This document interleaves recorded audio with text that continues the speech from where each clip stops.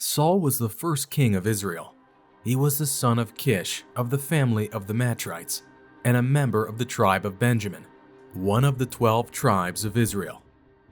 1 Samuel 9, 1 and 2, TLB. Kish was a rich, influential man from the tribe of Benjamin.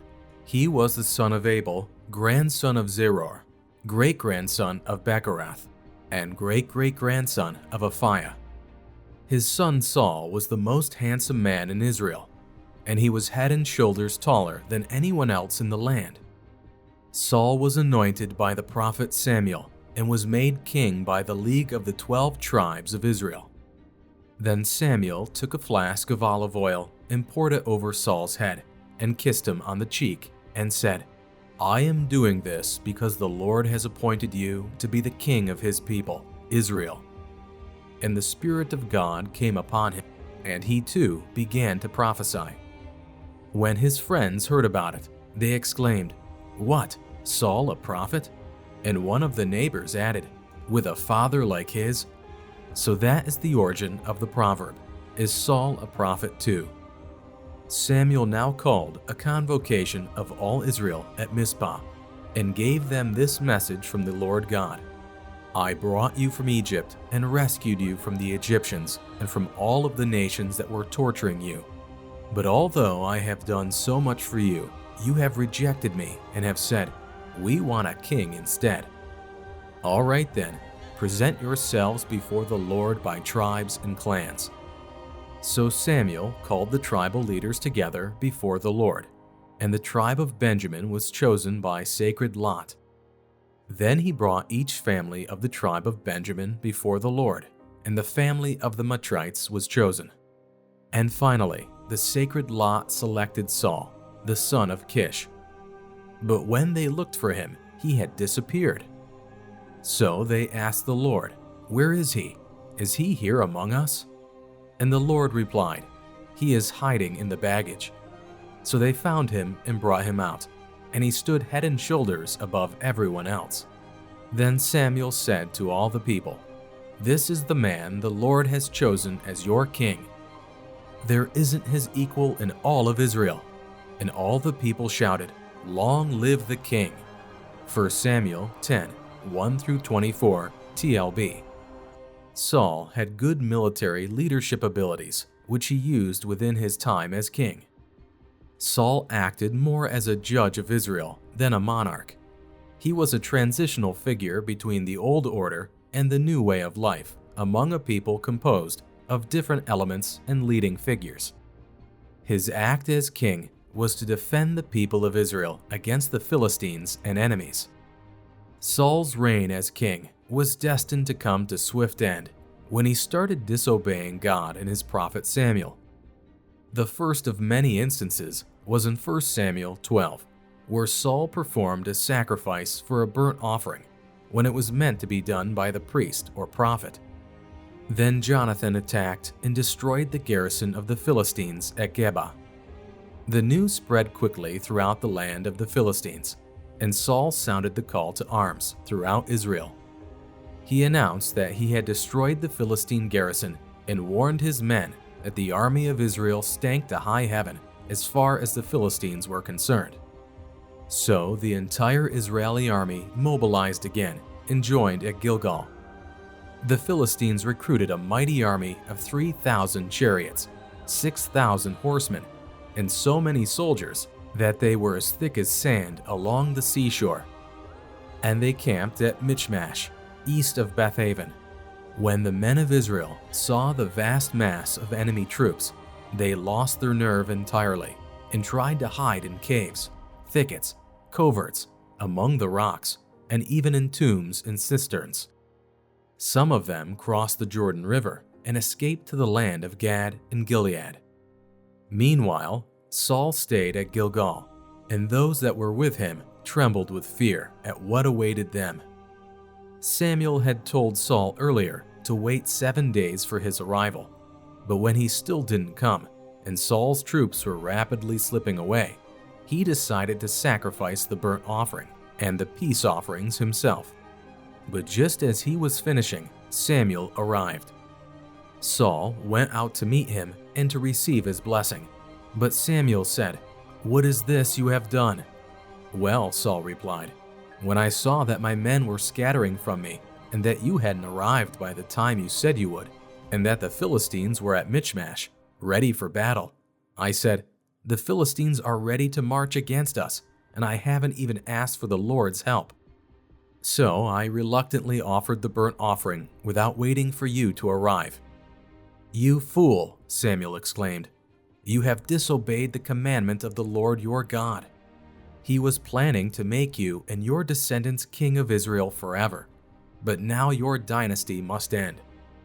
For the Lord wants a man who will obey him, and he has discovered the man he wants and has already appointed him as king over his people. For you have not obeyed the Lord's commandment." 1 Samuel 12, 3-14 TLB. Saul also disobeyed God when he was commanded to kill the Amalekites and every living thing they possessed, but did not and lied about it. One day Samuel said to Saul, "It was the Lord who told me to anoint you as king of his people, Israel. Now listen to this message from the Lord. This is what the Lord of heaven's armies has declared.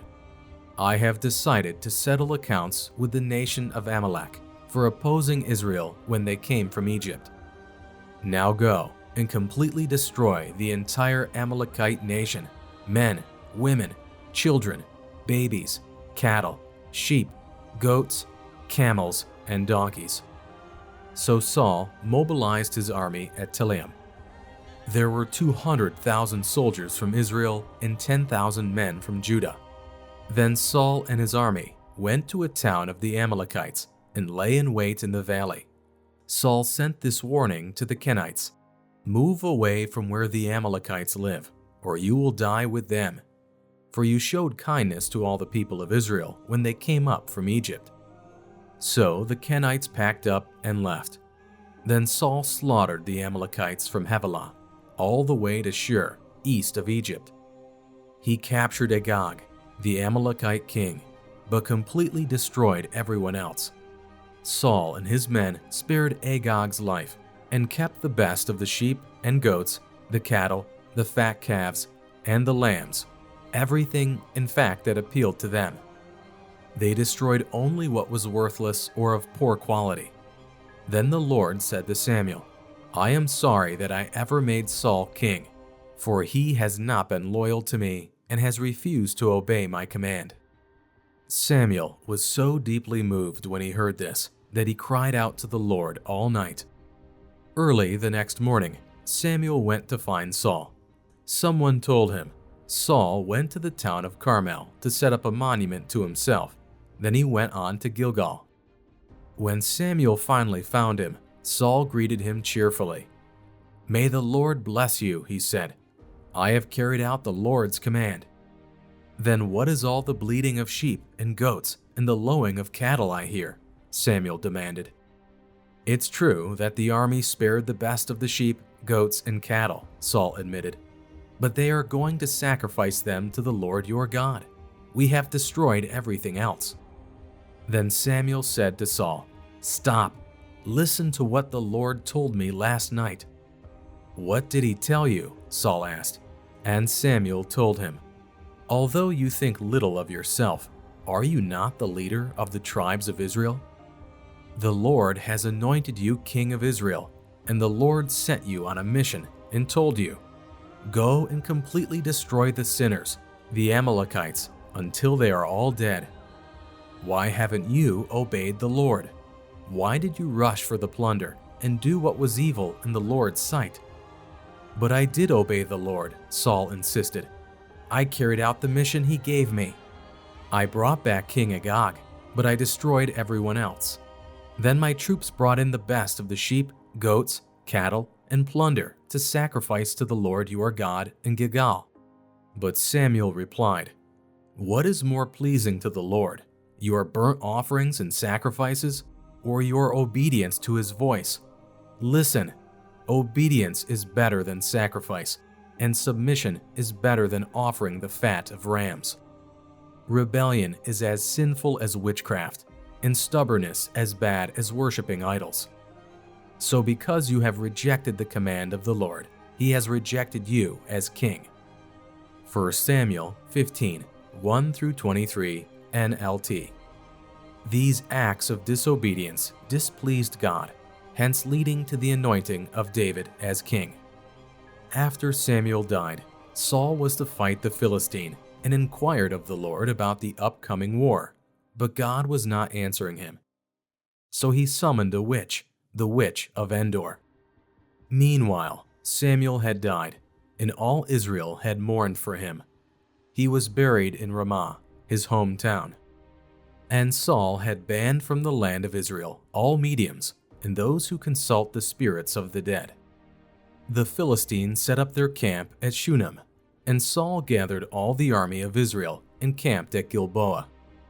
When Saul saw the vast Philistine army, he became frantic with fear. He asked the Lord what he should do, but the Lord refused to answer him, either by dreams or by sacred lots or by the prophets. Saul then said to his advisors, "Find a woman who is a medium, so I can go and ask her what to do."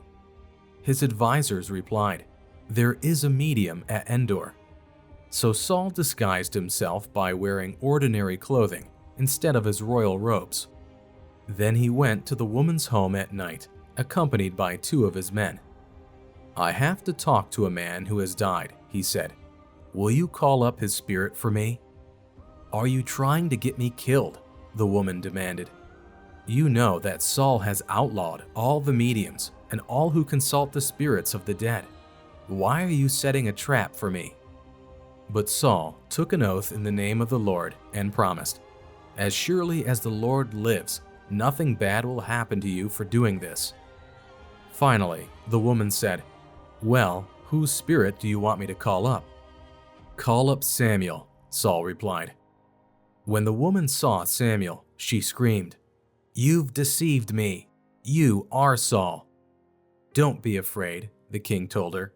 "What do you see?" "I see a god coming up out of the earth," she said. "What does he look like?" Saul asked. "He is an old man wrapped in a robe," she replied. Saul realized it was Samuel, and he fell to the ground before him. "Why have you disturbed me by calling me back?" Samuel asked Saul. "Because I'm in deep trouble," Saul replied. "The Philistines are at war with me, and God has left me and won't reply by prophets or dreams. So I have called for you to tell me what to do." But Samuel replied, "Why ask me, since the Lord has left you and has become your enemy? The Lord has done just as he said he would. He has torn the kingdom from you and given it to your rival, David. The Lord has done this to you today because you refused to carry out his fierce anger against the Amalekites. What's more, the Lord will hand you and the army of Israel over to the Philistines tomorrow, and you and your sons will be here with me. The Lord will bring down the entire army of Israel in defeat." Saul fell full length on the ground, paralyzed with fright because of Samuel's words. He was also faint with hunger, for he had eaten nothing all day and all night. When the woman saw how distraught he was, she said, "Sir, I obeyed your command at the risk of my life. Now do what I say, and let me give you a little something to eat so you can regain your strength for the trip back." But Saul refused to eat anything. Then his advisors joined the woman in urging him to eat, so he finally yielded and got up from the ground and sat on the couch. The woman had been fattening a calf, so she hurried out and killed it. She took some flour, kneaded it into dough, and baked unleavened bread. She brought the meal to Saul and his advisors, and they ate it. Then they went out into the night. 1 Samuel 28, 3-24 NLT. The aftermath of this encounter was that Saul died in the battle, and his sons with him, except for one, Ishbosheth, who ruled for a short time after his father's death.